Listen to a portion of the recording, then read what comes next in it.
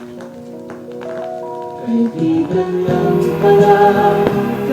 guys, I'm Ron Bautista and welcome to Tales from the Friend Zone, kung saan ang mga liham tungkol sa mga pag-ibig na yun pala ay pagkakaibigan lang ay binabasa namin at binibiyaan ng t-shirt. Okay, simulan na natin ngayon ang Tales from the Friend Zone sa isang sulat mula kay Kimberly, isang cheerleader. I met Jonel a few months ago in school.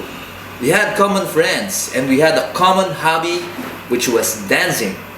We would talk about what we were passionate about and we got along well and I started to like him. My friends were really happy for me. After that, I finally took the courage to confess what I felt for Jonel. He told me not to rush things and that we still had a lot of time to get to know each other. I was okay with that, thinking maybe it could still happen. I didn't stop showing him how I felt. Sinurprise ko siya ng bonggang-bongga nung birthday niya. I watched him pag-training niya, pinupuntahan ko mga performances niya. Akala ko talaga may chance kasi sweet din naman siya sa akin. Nag-e-effort siya mag-alat ng time sa akin at pumupunta rin siya sa performances ko. I couldn't help but fall for Jonel even more. Kasi we started getting closer and a lot of my friends were hopeful as well. Until one day ng national competition ko. Earlier that day, I was able to meet up with him to give him tickets. He asked for 2 and I asked who the other one was for. He said it was for his friend. He gave me a hug and all the best good luck words I have ever heard in my life. Before our number, I could really see him in the audience with his girl na friend. I shoved all my emotions off because I really had to focus on the competition. After our team's turn, nakita ko uli sila. Pero paulit-ulit kong sinasaksak sa utak ko na friends lang sila.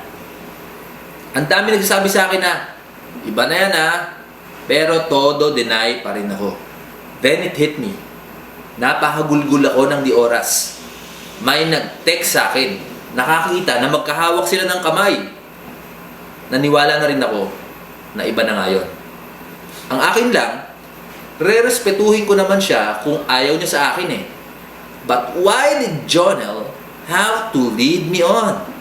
Sir Ramon, paano ko po ba maiiwasan ang pagiging tanga sa love?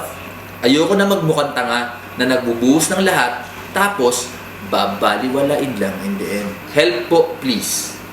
Love, Kimberly. Kimberly, nakakalungkot ang iyong liham. Pero gusto ko lang sabihin sa'yo na ang love ay dapat reciprocate. Reciprocate. Ang love ay two-way. Ayan. Kung hindi, sobrang masakit ito. At saka merong mga paasa at umaasa. Paano ka naging umaasa? Kasi hindi ka sanay sa mga lalaking mabait, sweet, at pogi na bumebe-friend siguro sa'yo. Kaya, nang may lumapit na ganyan, nako, kinilig ka agad. At iniisip mo, there's something. May mali siya agad. Pangalawa, magselos ng naayon sa relationship status. Nilinaw naman niya na there should be more time for you to get to know each other. May kasama siyang girl, nagselos ka naman. Eh, hindi naman kayo. Ayon sa rules of relationship, huwag ka magsiselos pag hindi kayo magsyota. At yung rules na yan, inimbento ko lang. At pangatlo, hindi dahil super bait kayo sa isa't isa, kayo na. Ano yan? Caritas? Dapat meron din agreement na kayo talaga at exclusive kayong magsosyotahan at magiging clingy sa isa't isa. And as for you, Jonel, ang masasabi ko lang, isa kang jerk. Alam mo namang may gusto sa'yo si Kimberly at obvious naman. Tapos pinaasa mo siya. Bakit naman ganon? Dahil sa mga jerk na katulad mo, ang mga girls katulad ni Kimberly ay mga nagiging takot sa mga taong tunay na umibig. Tulad namin. Pag nakita kita, basta. And as for everyone else, Lower your expectations. Huwag masyadong umasa. Kasi, yung 0.0001 na pag-asa na yan, or otherwise known as malisya, ay nagiging germ at lumalaki ng lumalaki dahil sa imahinasyon natin at sa pagnanasa na maging tunay na pag-ibig yan. At syempre, hindi naman nagiging totoo yan. Umasa lang kayo kapag 80% sure na mapapasa iyo ang iyong lalaki o ang iyong babaeng napupusuan. So, Kimberly, na friendzone ka nga, may t-shirt ka naman. Maraming salamat sa iyong liham. Tuloy-tuloy sana ang pag-send nyo ng inyong mga kwento sa formspring.me/Ramon Bautista, Tales from the Friendzone. Tandaan, there's more to life than love. Si Ramon Bautista, paalam! Kaibigan lang pala, kaibigan lang pala.